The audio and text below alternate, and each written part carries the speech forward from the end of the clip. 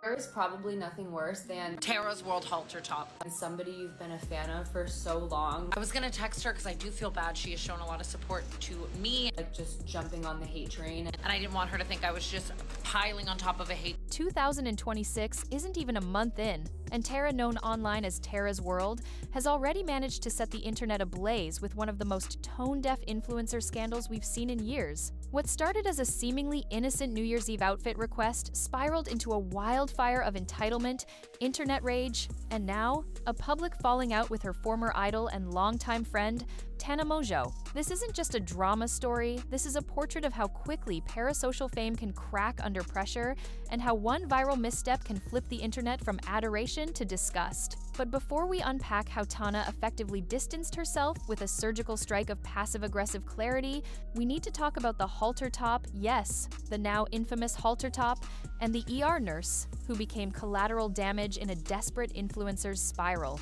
But first, if you want more deep dives into influencer chaos and Hollywood scandal, make sure to like this video, subscribe, and turn on those notifications because in this industry, the masks always fall, and we've got the front row seat. My haters did something fucked up to me today. So you know the whole halter top drama that did not have to be a drama? I was literally just asking the girlies if anyone had a shirt I could borrow. I consider like my audience my friends. I wouldn't make TikToks if I didn't consider y'all friends. Like that's just not. But because I'm an influencer, people assume that I'm like the worst person in the world. I'm evil. I don't deserve respect. I don't deserve kindness, all the things, which makes no sense to me. It's literally just like the job that I have, but like whatever. I had this like halter top that I really wanted to wear for New Year's Eve, but it was sold out everywhere. So I was like, oh my God, I have 5 million girls that follow me on TikTok. Let me see if any of them have it that they could lend to me. So I made a video. I was like, does anyone have this like specific shirt that they could like let me borrow just for a night and then I'll send it back to you? And a couple of people were like, oh, I have it. And I was like, oh, great. Like, can I please borrow it? I'll take such great care of it. I'll give it back to you right after New Year's Eve. And they were like, yeah, for 2,000 bucks. I was like, all right, I'm not playing this game. They were trying to use me for money. I was like, okay, that's not worth it. I'm just gonna go to the mall and find a shirt there. So I planned on going to the mall today, but I got a DM late last night like, hey, I have that shirt. Like, you can borrow it. I was like, oh my God, really? Like, I will take such good care of it. I'll send it right back to you after New Year's Eve. Like, she lived in the valley. She was gonna Uber package it to me. We were chatting for a while. She seemed so nice. So today I did not go to the mall because I was like, she's Uber packaging me the shirt. Didn't go to the mall today. I was completely relying on her. She ghosted me. She was playing the long game. She was like pretending like she like loved me so that I wouldn't go to the mall and like find a shirt. And then she like ghosted me.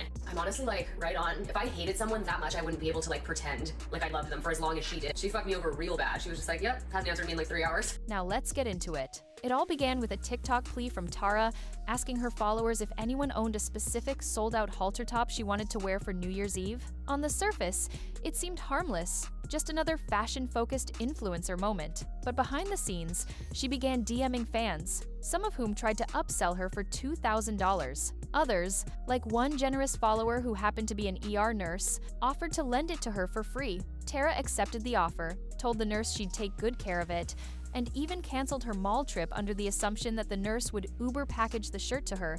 But when the nurse, mid-shift in the ER, didn't respond for a few hours, Tara completely lost it. She took to TikTok, dragging the nurse and calling her a hater who ghosted her with malicious intent, claiming the woman pretended to like her just to sabotage her New Year's outfit. The tone of her video wasn't just unhinged, it was cold, paranoid, and shockingly self-centered. She accused the nurse of intentionally playing the long game, saying she felt manipulated and publicly framing this woman, who was literally saving lives, as an enemy in her influencer narrative. Within hours, the internet turned. Users quickly found out the woman Tara attacked was a real ER nurse working a double shift. The nurse, staying anonymous out of fear for her safety, released screenshots showing that Tara exaggerated everything. Like Tara's World bought her dad a Maserati. Yeah. Which is crazy. Wait, did she really? Yeah, she bought her dad an expensive God bless her Maserati. heart. Dude, she was making so much money. She's making, I don't know if this is public knowledge. No, she said on Plan Brie that she makes like average like 300K a month. Like 2 months ago, I think she went up to like 500. Yeah, but so she bought her dad a Maserati. I love and I just saw this. I love and I just saw. And more importantly, that she never intended harm. Her silence wasn't malicious. It was the reality of working in a high-stress, life-or-death environment. But for Tara, the world revolves around her. The response online was swift. People accused her of being entitled, manipulative, and using her platform to punch down on a healthcare worker during a time when the public already feels burned out by influencers treating their followers like free assistants. And just when you thought it couldn't get worse, The fallout dragged Tana Mongeau into the picture. For years, Tara publicly worshipped Tana. She wasn't just a fan, she was a stan. She's been on record saying she watched every podcast, every video, even episodes where Tana was just a guest. She called Tana her inspiration and someone who made her so happy, to the point where her face on TikTok used to light up Tara's day. But that glow has turned into grief, and the reason is subtle but brutal. Tana finally spoke out. In her own video, clearly referencing Tara without saying her name, Tana discussed how influencers need to recognize the power imbalance they have with fans,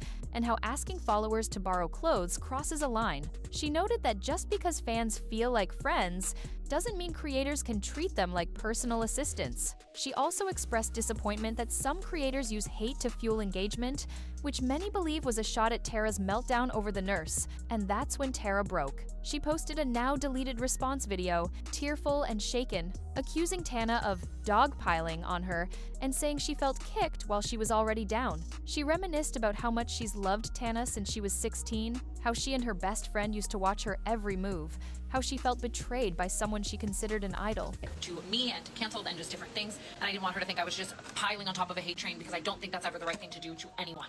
I think the point of like comments and hate and different things like that are hopefully to give people constructive criticism to help them grow. However, I think she just does not want to take that. It's a lot easier for her, I think, to take the route of everyone just hates me and that's just the way it is, which is very hard to watch. I do not think that we as influencers or celebrities should be asking to borrow things from our fans. I feel like my fans are my friends. We have a very, whenever someone comes up to me and says like, oh, this is parasocial, I always say, I don't think it's parasocial. I share everything, you share everything with me. We do have a very friendship-like bond, but I also understand that as the person on the opposite side of the power imbalance, that there are certain lines I cannot cross with my fans, because that's what it is. It's a power imbalance. They are a fan of me and I cannot take advantage of them.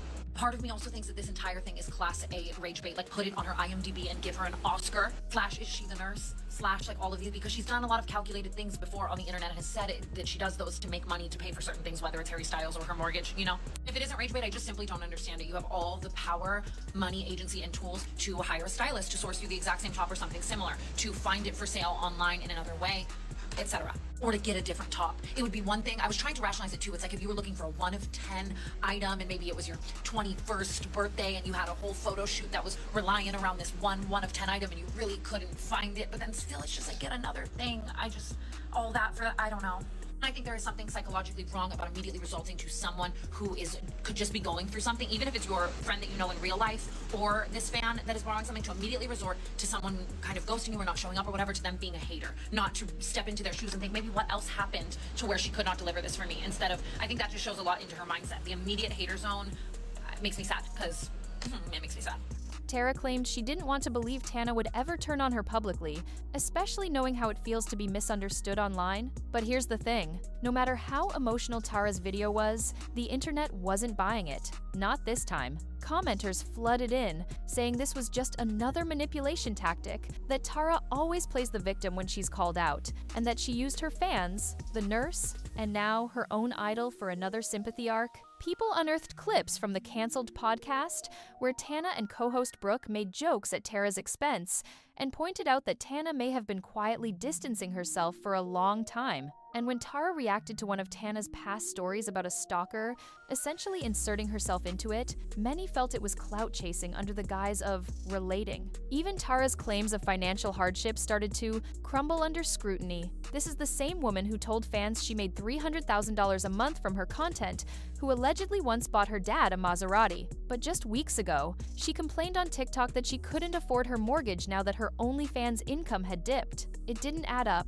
and fans weren't afraid to say it. If you're making that kind of money, how are you broke unless you're either lying, reckless, or rage baiting your audience for engagement? Somebody you've been a fan of for so long, like just jumping on the hate train and putting you down publicly. Like, I have been a fan of Tana Mongeau since I was 16 years old. I've watched every single YouTube video, every single podcast episode, every TikTok, every YouTube video and podcast episode that she's been in of somebody else. I've watched everything she's ever put out. She makes me so happy, especially the past couple of years. Like, me and my best friend talk about how proud we are of her all the time. Like, I don't know, she just makes me so happy. I'm such a big fan of her, and it really, every time I see her face now on my TikTok, I just get sad because, like, I don't know, she talked shit about me like a bunch of times on the canceled podcast, and honestly, like, I didn't really care when that happened, but The other day she made a TikTok about me, and it just felt like, it feels like she was just dogpiling onto me like the rest of the internet and kicking me while I was down, and she knows how much I love her and she knows how much I remember in one of the canceled podcast episodes, Brooke was literally like, she was like, Hannah, stop. Like, Tara's a huge fan of us. Like, why are you saying all this? And I'm like, I don't know. It just also feels like recently she doesn't really have like any opinions of her own. It just feels like she takes the side of the majority of the people so that she doesn't get canceled, or it's just so sad. I've been a fangirl my whole life with like musicians and influencers, and I've never like experienced this before, and I think it's finally at the point where like I can't watch her things anymore because like she just makes me, it just makes me so sad. Everyone's been commenting like, what do you think about Tana's I'm like, I just feel sadness. Like, I don't know. She should know better than anyone else how the internet twists things and manipulates situations and blows things out of proportion. And for her to like kick me while I'm already down just to like stay on the people's good side and get a kiki and a laugh out of everyone, just like, I don't know, it just really upsets me. Either way,